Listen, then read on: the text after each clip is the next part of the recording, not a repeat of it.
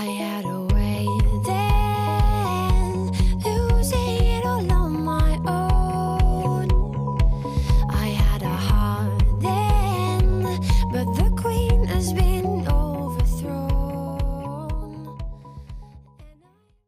Buongiorno a tutte e buongiorno a tutti. Mi fa piacere di vedere così tanta partecipazione. È vero che comunque è un corso dove l'esigenza di questo corso è arrivata da voi e dai vostri mezzi. Un punto importante che voi sappiate è che l'esigenza formativa a noi deve arrivare da quello che è un processo interno che normalmente è la PMP, quindi la valutazione annuale, quindi l'inserimento dell'esigenza formativa permette a noi, permette a Alessandra poi di capire quali sono i corsi che dovranno essere sviluppati durante l'arco dell'anno. Quello che trattiamo oggi è un argomento bellissimo, che è la comunicazione. La comunicazione a 360 gradi ha tantissimi aspetti. Nicoletta, secondo me, è la persona che meglio riesce spiegare con una nuova tecnica che non è la solita formazione fatta frontale, quindi le persone sedute su un tavolo, e difatti i tavoli oggi non ce li abbiamo, prendere appunti, ma bensì è vivere delle emozioni che poi al termine ce le portiamo a casa, magari non tutte, alcune, quelle che ci hanno toccato di più, e poi riusciamo a metterle in pratica durante la nostra vita lavorativa, ma anche privata, perché comunque la comunicazione è sempre. Va bene, detto questo, io mi auguro che possiate trascorrere una giornata piacevole in compagnia di Nicoletta e delle sue assistenti. Lascio Nicoletta presentarsi e vi auguro quindi una buona formazione. Grazie Cristian. Buongiorno, ciao a tutti. Buongiorno, ciao.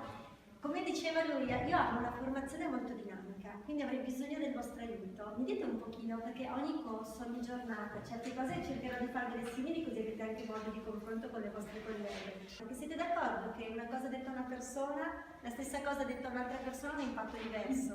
Non è mai successa una cosa così?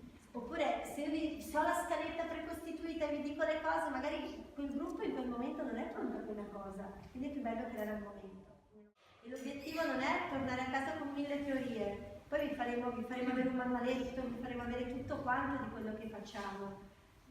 Teoricamente, perché sul manuale non c'è tutto. Linda, mentre io parlo, vi fa la mappa mentale. Si dice sempre che è bello usare le metafore. Allora, una metafora che uso sempre quando incontro un gruppo nuovo è questa. Io so che non me lo merito ancora l'applauso, magari stasera me lo meriterò di più, però me lo fate un attimino. Fate un applauso.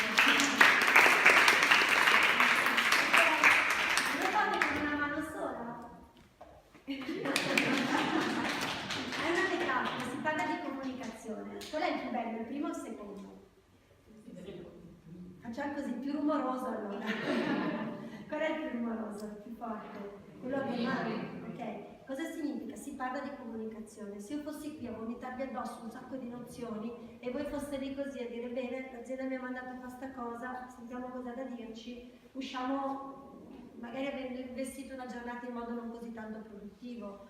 Una mano la metterò io, la metteranno le ragazze, l'altra mano la chiederò a voi, davvero, ve lo dico col cuore.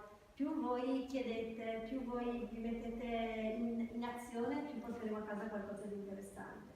Quante volte noi, purtroppo, paghiamo un pegno perché non abbiamo detto qualcosa che pensavamo, e su quel qualcosa che era una zona d'ombra su cui non avevamo chiarezza, cosa succedeva? Ognuno di noi metteva le sue rappresentazioni. La mia sensazione era che magari fossi troppo un ping pong per Mario. Però se io non glielo chiedo cosa succede? Che mi resta questa sensazione. E se glielo chiedo davvero, lo ringrazio, perché cosa accade? Posso anche migliorarmi. Se non è vero, cosa faccio? Chiedendoglielo almeno faccio chiarezza. Poi lo noteremo, che i non detti sono debiti usuranti. Farò vedere un video bellissimo su questo. Ogni cosa che noi non diciamo nel tempo assume un valore purtroppo spesso devastante. Perché se mi dà fastidio una cosa di Arianna, mi dà fastidio la sua maglia nera, E magari neanche so perché mi dà fastidio la maglia nera, ma di Arianna mi piace tutto, sono una sua collega, abbiamo un bellissimo rapporto, c'è sintonia, lavoriamo da Dio, da subito c'è stata empatia, però da subito ho avuto quella sensazione che quella maglia nera mi dava fastidio. Secondo voi su tutto quello che mi piace da Arianna all'inizio le vado a dire che non mi piace la maglia nera? O mi sento stupida io a pensare anche solo questa cosa? Mi sento sciocca e non ve lo dico, giusto? E magari neanche so che la maglia nera di Arianna non mi piace perché quando ero bambina, la prima volta che mia mamma mi ha dato uno scappellotto aveva la maglia nera. E quindi a livello inconscio cosa ho fatto io? Ho ancorato. Perché sapete cosa fa il cervello sempre? Quante volte un profumo vi richiama una persona? Una canzone vi fa entrare subito magari in lo stato d'animo di quando eravate bimbi, o giovani o adolescenti. È vero o no? Che cos'è che facciamo? Sempre associamo stimoli esterni a stati d'animo interni. L'importante della comunicazione è qual è il mio carisma. Cosa vuol dire carisma? Greco significa dono. Qual è la vostra attitudine? Qual è la vostra peculiarità? Se io fossi qua con le slide, non sarei io, capite? Se c'è un altro docente che ama le slide, probabilmente il suo meglio è far con le slide e darebbe il suo meglio lì. Cos'è giusto o sbagliato? Giusto e sbagliato è quello che vi risuona di più, capite? Quindi qual è il vostro carisma? Cosa volete lasciare? Questa si chiama logosintesi, è stata creata da uno psicologo, uno psicologo si chiama Lammer. Sentite il senso di quello che vi dico. È vero che quando noi ci preoccupiamo non siamo interi? Una parte di noi non è in noi, ma è... Quando pensiamo a una cosa che ci ha fatto nel passato, siamo interi, una parte di noi è al passato. Quindi si chiamano mondi congelati. La mia energia è il centro, di base, però penso a quella volta che ho fatto una brutta figura e quindi una parte di me è un 3% alla brutta figura. Penso a quel capo che ho rompiscato, che non c'ho voglia di interagire con lui, oddio adesso devo andare lì, quindi una parte di me è lì. Quindi vedete che noi non siamo interi, siamo a pezzi, frammentati, si chiamano mondi congelati, la nostra energia è congelata, ok? Vi va di provare questa cosa? Cioè, avrei dovuto crearvi un po' più le basi, però al massimo non funziona. E se funzionasse? Quindi la cosa peggiore che può succedere qual è? Non funziona. Che rimanga uguale. La cosa migliore che può succedere cos'è? Che si può alleggerire. Ma proprio tutto, dai. Non so che lettere là. Lo fai con me, vai. Vieni. Ok. Pensate alla cosa negativa. Entrateci, sentite dov'è nel corpo e ripetete con me questa frase. Recupero tutta la mia energia legata a questa situazione, pensate a quella legata a ognuno presa il suo, e la riporto al posto giusto in me stessa. E fate andare.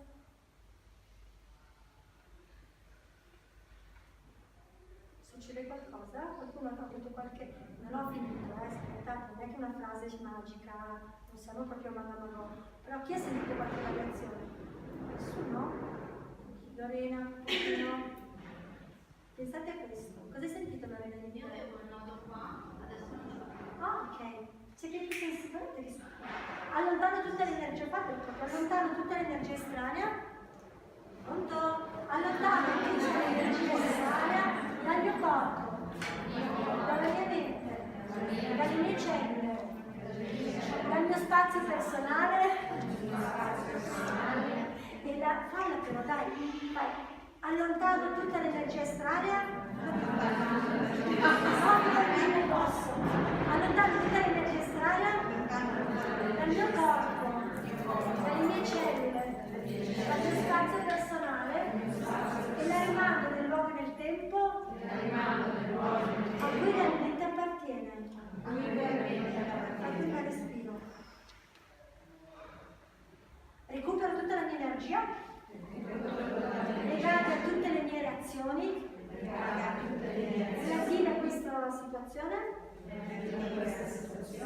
e la riporto al posto giusto in me stessa.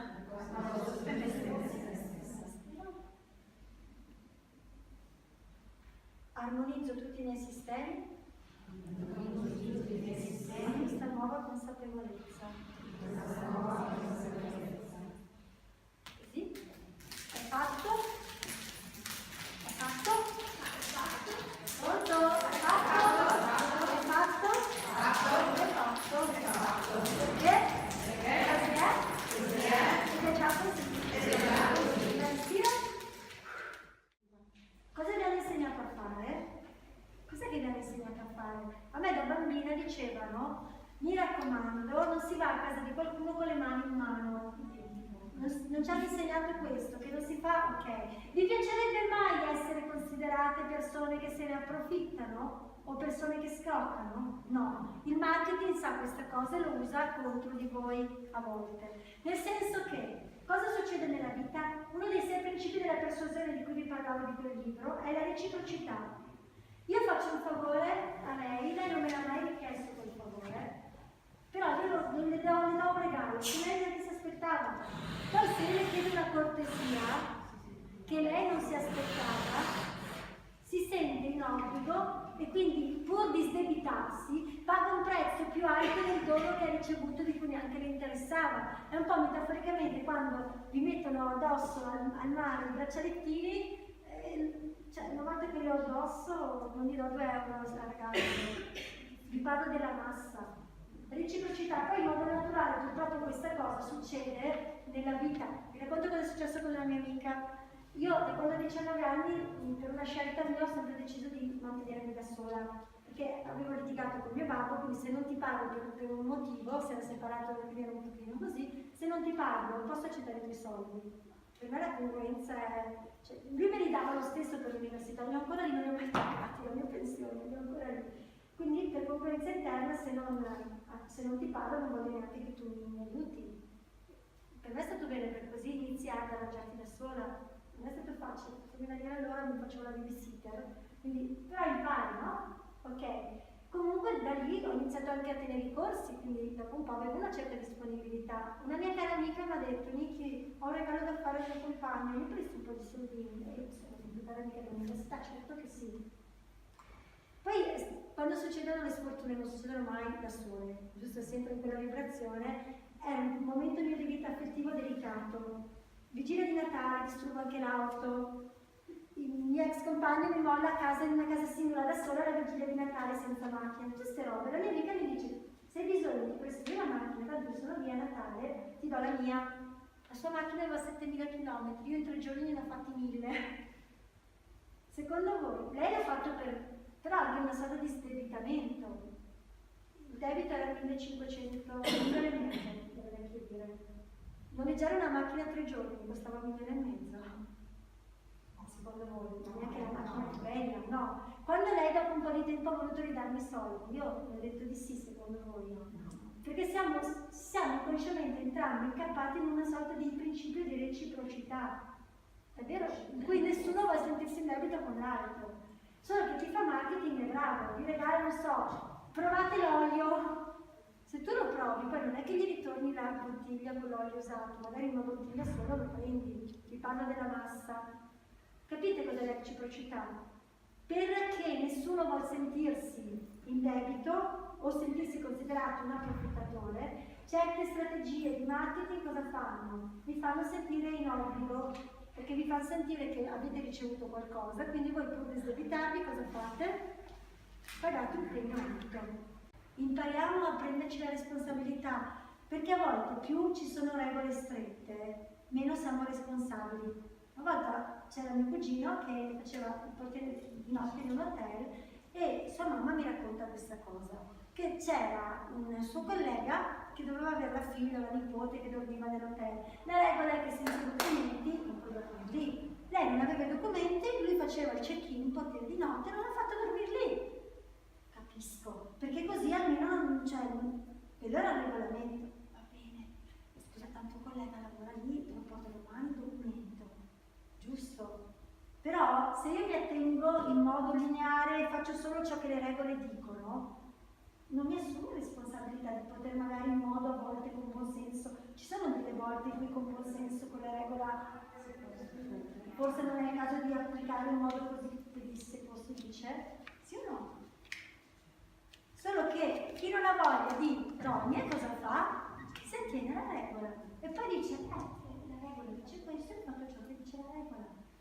Cercate di fare le dame per diventare cavalieri, cercate di comprendere. Qualcuno prima mi chiedeva, ma come faccio? In base a chi ho di fronte a capire come fare. Ragazzi, l'intuizione, se iniziamo a sintonizzarci nell'altro, a pensare cosa voglio lasciarvi, magicamente, prima qualcuno mi ha chiesto perché ci avete messo a lavorare insieme? Quando avete iniziato a chiacchierare quei due, avete capito se aveva senso che foste insieme, Jessica? Sincera, puoi dire anche di no? Aveva senso che foste insieme. E lei, chi è che mi ha chiesto perché? Tu? Perché mi hai messo con lei? E io cosa vi ho detto? Non lo so, l'ho sentito. È qualcosa che sempre di più si impara a sentire, a percepire. È solo che siamo troppo nel fare. Quando vi parla chi è sempre nell'iperattivismo. Quando siamo troppo nel fare, cosa succede? Ci impediamo di sentire, di ascoltare. Cerchiamo di sintonizzarci nella persona e vi assicuro che vi arriveranno degli insight magnifici e meravigliosi. La cosa importante è pensare come posso entrare ancora più in sintonia con questa persona, come posso entrare ancora più in rapport con questa persona, come posso lasciargli qualcosa di me. Perché anche se è un cliente che al customer care, se gli lasciate qualcosa di voi, cosa succede? La prossima volta, anche se una rogna non vi aggredisce, è vero o no che quando c'è un rapporto umano bello, le persone diventano magicamente più comprensive? Sì o no? Anche perché se quello si può fare, non si può fare diversamente, posso sbranarti o posso essere sì scocciata e non capirti, capite? Sono piccoli centimetri che fanno una grande differenza. Le persone sono abituate tendenzialmente a fare giusto quanto basta. A me ha insegnato questa frase che mi si è impressa nelle cellule: giusto quanto basta non è abbastanza. Se voi fate di più di quello che vi è richiesto, prima o poi cosa succede? Qualcuno vi premierà. Io se devo premiare un collaboratore, chi è che premio? Chi si dà da fare di più? Chi non sta là a guardare l'orologio? A parte che da me non lo fanno perché ormai lo sanno, cioè io scelgo persone che non sono vincolate un'ora. Io amo un ambiente meritocratico. È l'ambiente meritocratico che fa la differenza. Il mio errore è di dire manda per favore queste foto, senza dare che cosa? Un tempo, una scadenza. Allora chi è sbagliato? Se io comunico così e ti dico sempre delle cose che puoi farmi anche nei 2 o 3 giorni successivi, tu cosa pensi? Che quella cosa, come sempre, non è urgente e la puoi fare anche nei giorni successivi. Quindi mi arrabbio con i miei collaboratori o è giusto che mi arrabbi con me? Poi per carità pago pegno io perché sono io a pagare il pegno, perché non ho aggiunto una frase. Mi raccomando, è urgente perché va fatto un video a livello aziendale con Alex Zanardi e se non consegniamo nel momento giusto le foto, purtroppo il video non ha le foto che io voglio. Quanto ci perdevo a dire questa cosa in più? Quanto? 30 secondi? 30 secondi? Quel mio non detto quanto mi è costato? Tanto. Quindi ogni non detto sappiate che nell'immediato può sembrare sia una cosa normale, che fluisca, nel tempo è un debito forte. Se non di errori di comunicazione, pagate pegno, attacchi di panico che è un modo di dire no, somatizzazioni che è un modo di dire no. C'è una mia amica che è bravissima con le malattie psicosomatiche, il mio collaboratore aveva l'eczema, gli ha detto da quant'è che ti sei mollato con la fidanzata? Lui è diventato verde, rosso, viola, e fa come fa sta cosa? Nico cosa gli hai detto? Tu guarda che non ha detto niente. Perché l'eczema, andate in Africa, non hanno l'eczema gli africani.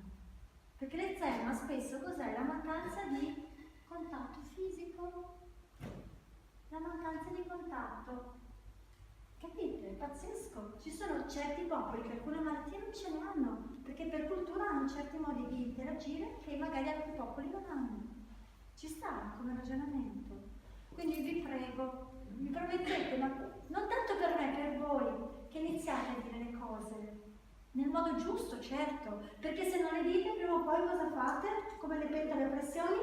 Scoppiate. Quando scoppiate, Purtroppo cosa succede? Che boom, vado giù a ruota, sono tagliente, reagisco in modo eccessivo e quando reagisco in modo eccessivo cosa succede? Che devo andare poi a recupero perché faccio dei danni e l'energia che spendo per andare a recupero è talmente alta che prima ho segnato l'anima della persona. Perché sapete la storia dei buchi nello steccato? No, era un racconto, ve lo racconto perché è carino. Un giorno un ragazzo con un brutto carattere va dal papà e dice papà, tutti mi evitano perché io rispondo male. Allora il papà dice prendi ragazzo mio, infatti un brutto caratteraccio, prendi questo sacchetto di chiodi, ogni volta che reagisci in modo eccessivo prendi un chiodo e lo pianti nella staccionata. Ogni volta questo ragazzo piantava il chiodo, a furia di piantarli prendeva coscienza di quando, perché il fatto di dover piantare il chiodo lo rendeva consapevole di quando sbottava. Allora quando sbottava, ok, a forza di farlo, poi a un certo punto andò dal papà, guarda che bravo, non sto più piantando i chiodi. Bene ragazzo mio, allora adesso fai la cosa inversa. Ogni volta che farai una donazione risponderai con dolcezza, con delicatezza, comunque nel modo giusto, contestualizzando la tua comunicazione, evitando di ferire le persone, toglierai un chiodo. Allora il ragazzo iniziò a togliere i chiodi. Poi andò dal papà, ho tolto tutti i chiodi. Ok, finitela davanti alla staccionata con me. Vedi che sono rimasti buchi. Nel senso che, ok, poi ci possono perdonare finché vogliono le persone. Però a volte purtroppo quando graffiamo l'anima un po' graffiata rimane. Poi c'è l'intelligenza, c'è il tipo di profondità di relazione, ci sono tante cose che ci portano magari a far sì come in Giappone che quel chiodo, quel buchetto venga colmato d'oro e diventa carino, diventa artistico.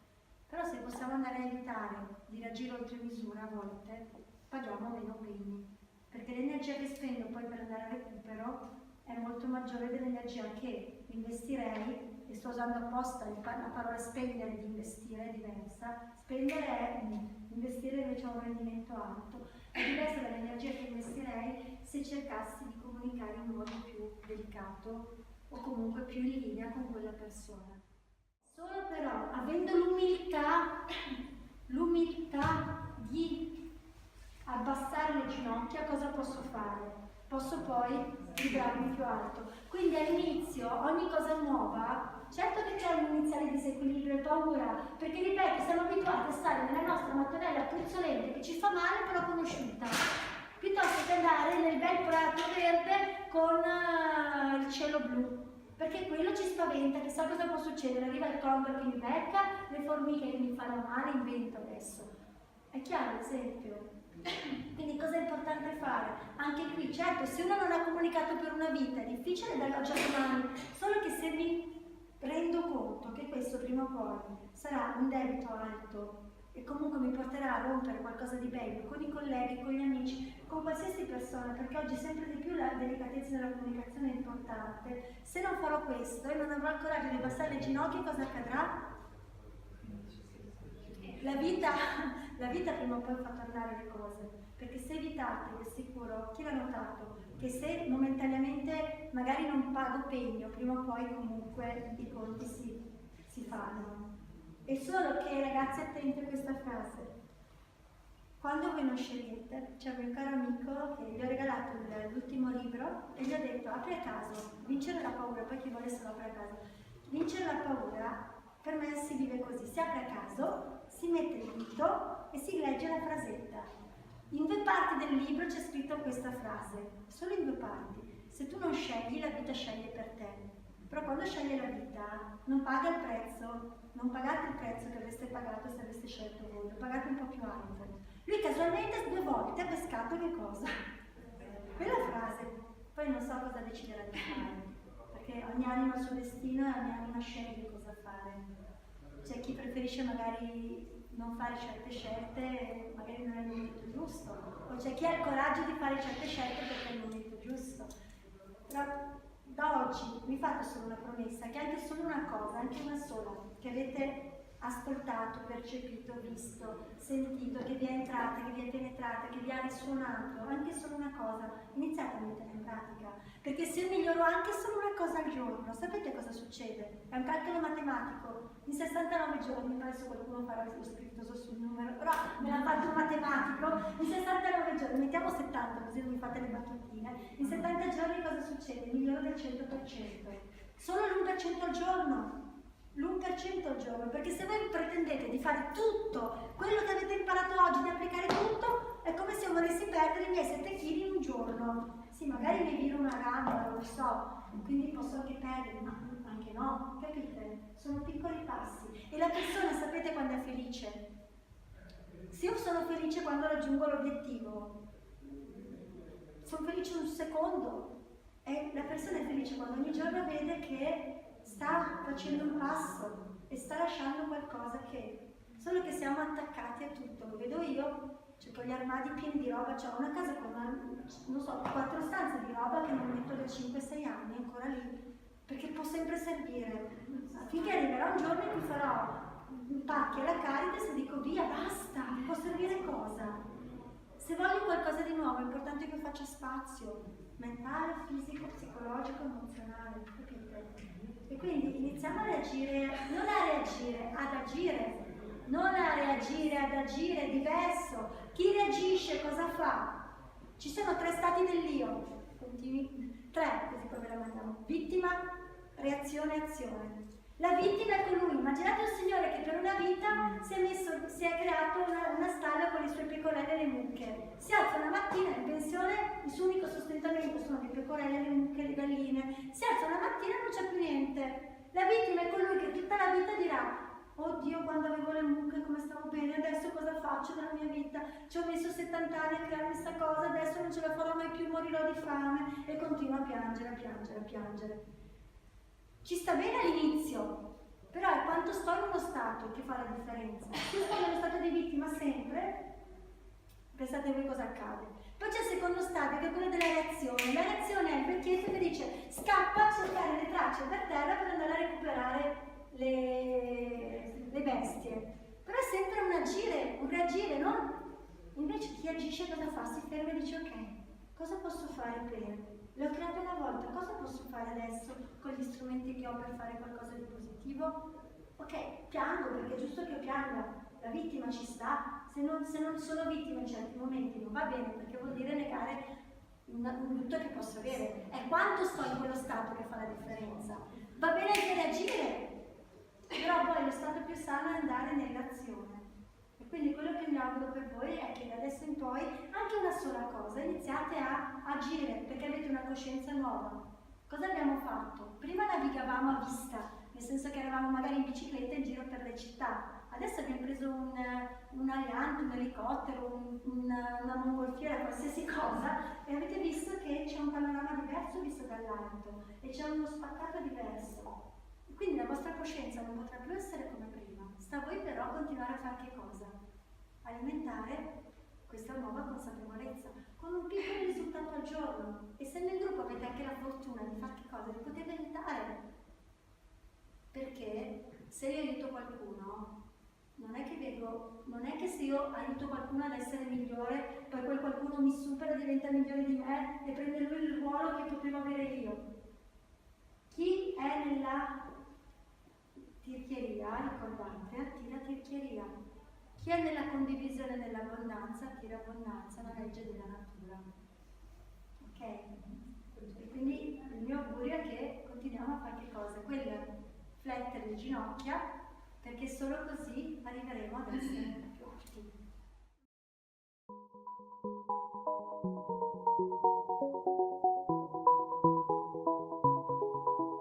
I had a